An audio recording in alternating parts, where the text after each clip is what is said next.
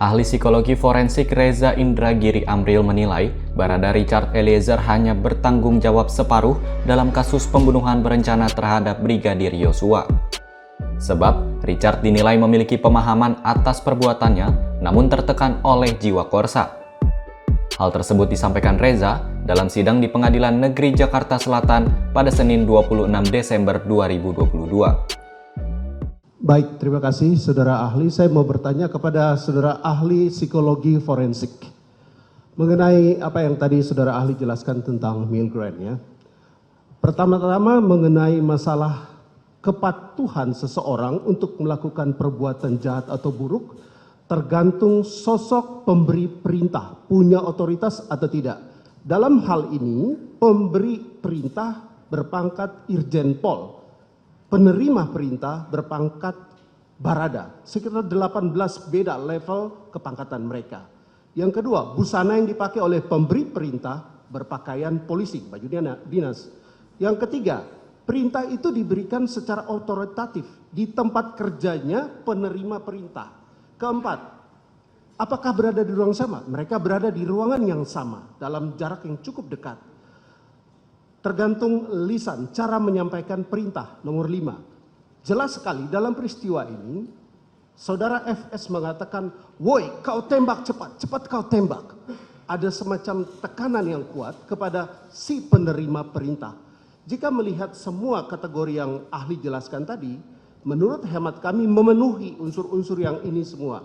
Oleh karena itu, kami mau tanya dari sudut pandang psikologi forensik. Apakah hal-hal ini dapat mempengaruhi penilaian ahli sebagai ahli forensik untuk membuat suatu judgement bahwa terhadap si penerima perintah dalam kondisi yang seperti ini tidak bertanggung jawab atau kalau bertanggung jawab sedikit sekali pertanggungjawabannya?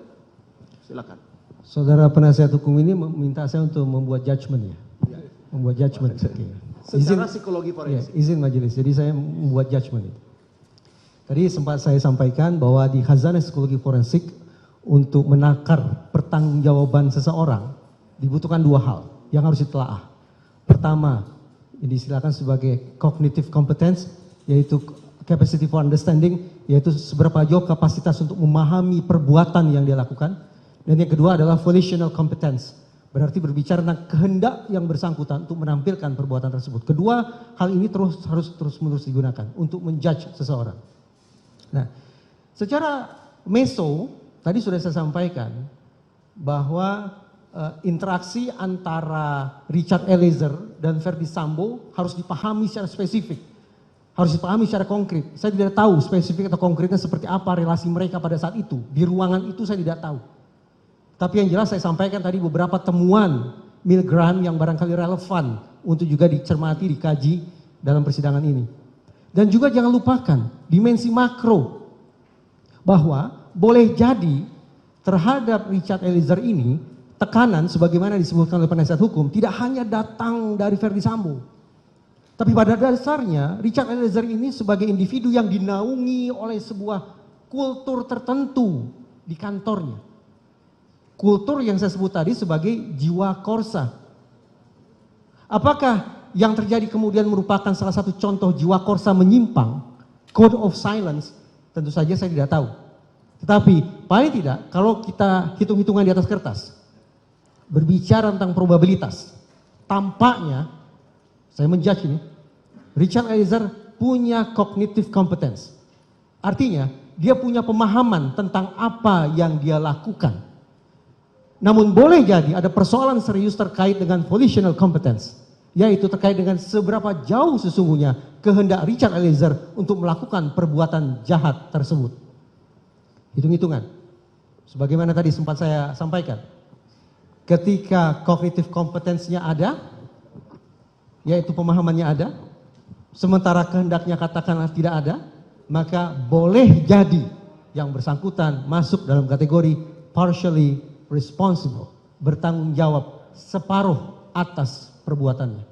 Karena toh faktanya yang bersangkutan, saya tidak membayangkan yang bersangkutan abnormal, punya psikopatologi, punya kecerdasan di bawah rata-rata, tidak. Tapi saya bayangkan yang bersangkutan paham tentang perbuatannya, paham tentang mana boleh, mana tidak boleh, paham tentang aturan organisasinya, tetapi ada sebuah kehendak yang masukkan ke dalam dirinya, yang ditekankan ke dalam dirinya agar kemudian dia melakukan perbuatan jahat tersebut. Partially responsible. Reza menjelaskan jiwa Korsa dimanifestasikan dalam perilaku setia kawan, cara berpikir yang sama, ketaatan, kepatuhan, ketundukan, dan keseragaman. Namun Reza menilai bahwa jiwa Korsa yang dimiliki oleh Verdi Sambo dan Richard Eliezer menyimpang. Menurutnya, bentuk penyimpangan tersebut yakni menutup-nutupi penyimpangan sejawat atau tidak memberi koreksi kepada siapapun yang sudah memberi perintah. Sebelumnya terungkap Richard menembak Yosua atas perintah atasannya sendiri, yakni Verdi Sambo.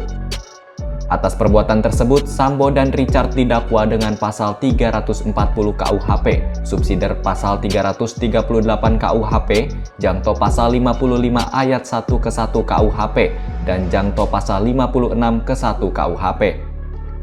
Dakwaan tersebut juga berlaku bagi 3 terdakwa lainnya, yakni Putri Chandrawati, Ricky Rizal, dan Kuat Ma'ruf.